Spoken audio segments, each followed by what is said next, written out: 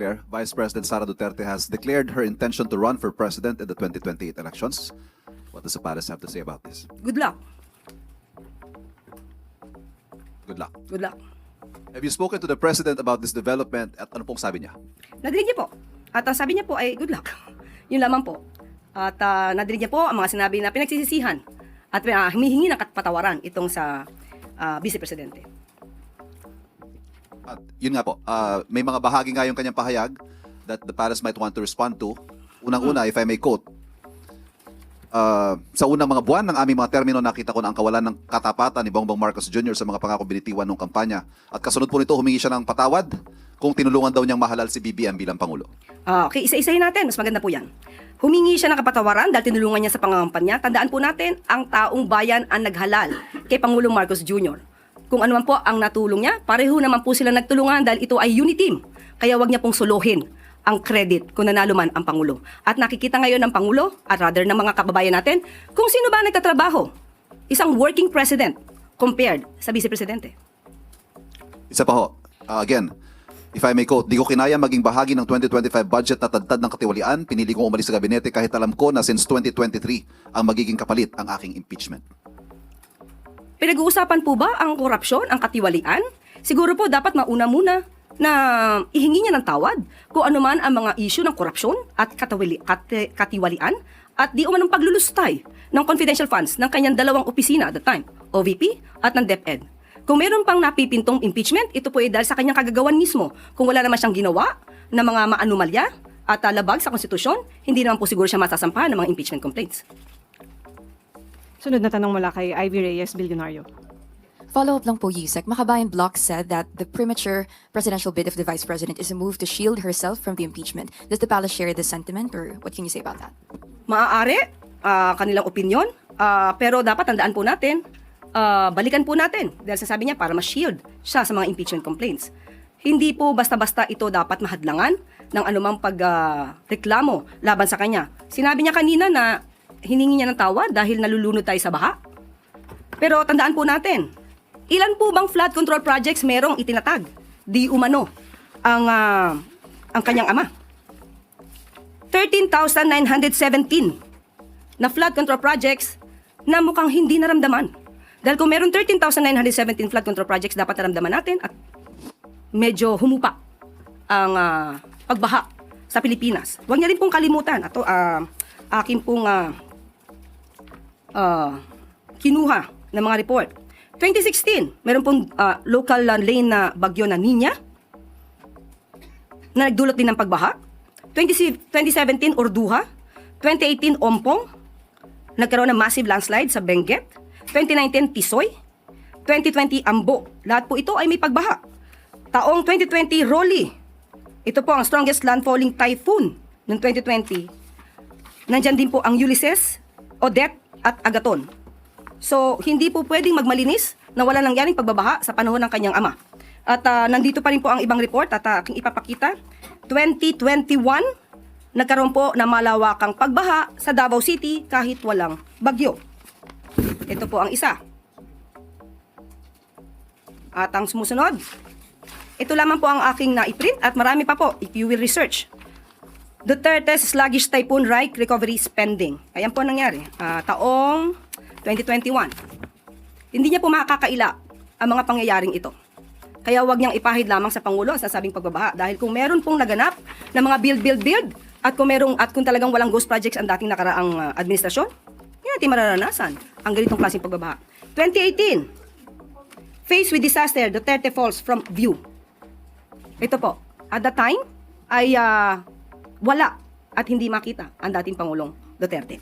So, ang mga issue pong ito, marami pa po siyang dapat na ihingi ng tawad. Akin pong i-enumerate.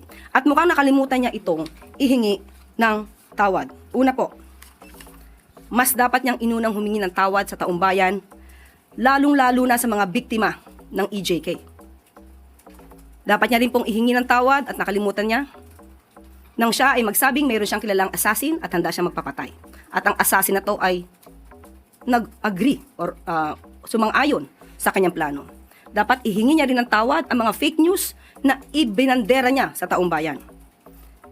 Ipaghingi rin niya po ng tawad ang mga pagbabakasyon, personal trip.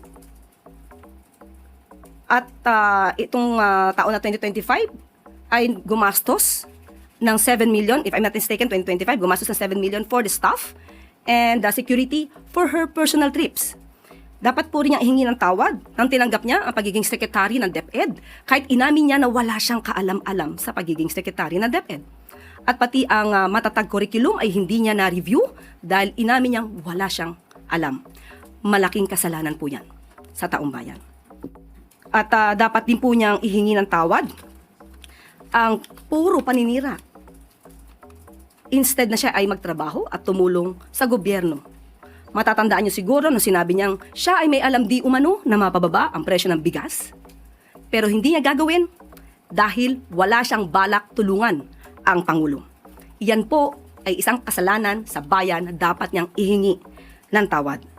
Ihingi niya na rin po ng tawad yung mga fake na student vouchers na ngayon ay sabi ng DepEd ay umaabot na sa halagang 200 million pesos. Ihingi niya na rin po ng tawad ang mga panis at nabubulok na pagkain na i-deliver sa mga mag-aaral natin. Pati po yung mga missing school materials na hindi na-deliver sa mga estudyante. Ilan lamang po yan sa dapat niyang ihingi ng tawad sa bayan. Yusek, Senator Risa recently said that the opposition isn't sure yet whether they would need to form an alliance with the president's camp to slay the vice president's candidacy in 2028. Is the administration open to the idea of forming an alliance with the opposition? Hindi po napag-uusapan. Sa ngayon, hindi pa po yan napag-uusapan. Meron nga po tayong kasabihan at ito'y nabanggit ko na. Ang pagkakaiba ng politician at ng statesman. Ang politician, ang iniisip, ang susunod na eleksyon. Ang statesman, ang iniisip, ang susunod na henerasyon. Sa ngayon po ay wala pa po napag-uusapan at kung meron pong magiging update patungkol po dyan, ay ibibigay po agad namin sa inyo. Sunod na tanong mula kay Marisol Halili, TV5. Yusek, magandang umaga. Just one question po. Nabanggit nga kasi kanina ni VP Sara na patawad kung natulungan niyang manalo si PBBM. Is the President also feel the same way? Does the President also feel the same way? Na Na ihingi niya ng sorry tawad. dahil naging kapartner niya, katandem niya si VP Sara during the campaign? Malamang hindi naman po alam ng Pangulo na ang kanya magiging presidente ay puro bakasyon. At mga vice-presidente na puro bakasyon. Vice-presidente na hindi siya tutulungan. Vice-presidente na ang magiging trabaho ay manira sa gobyerno. Hindi naman niya pagsisisihan kung ano nangyari. Ang gagawin lamang po ng Pangulo ay magtrabaho. Kung hindi siya tutulungan ng kanyang vice-presidente, wala naman po magagawa ang ating Pangulo, kundi magtrabaho na lamang para sa ating bayan. But ano po ang tingin ng Palace now na nagdeklara na ng kandidatura si VP Sara? Do you feel that she is a strong candidate? Mahirap tibagin? How does the administration feel about it? Wala po nararamdaman ng palasyo patungkol dyan. Depende na po sa tao kung paano nilang susuriin ang mga kandidato. Isipin po nila ang kandidato at magiging leader ay dapat na makabayan. Dapat interes ng bayan ang sinusulong. At maging cautious tayo, maging mapanuri kung isang Manchurian candidate ba ang maiboboto nyo. Sunod na tanong mula kay Ann Soberano, Bomboradio. Yusek, reaction lang din ng Malacanang. Ang pag-anunsyo po ngayong ka-early ni VP Sara ng kanyang presidential bid para sa 2028 ay isa po daw strategic political move na layong i-shape yung public perception. Probably po humihingi siya ng suporta at maibaba yung impact sa impeachment complaints laban sa kanya. Reaction po. Kaya nga po sinabi natin isa siya na maituturing na politician. Politician na ang iniisip ay ang susunod na eleksyon.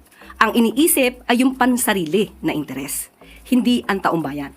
So yun lang po ang nakikita natin kung bakit kaya kailangan niyang magdeklara na siya ay tatakbo na sa pagkapangulo sa susunod na eleksyon.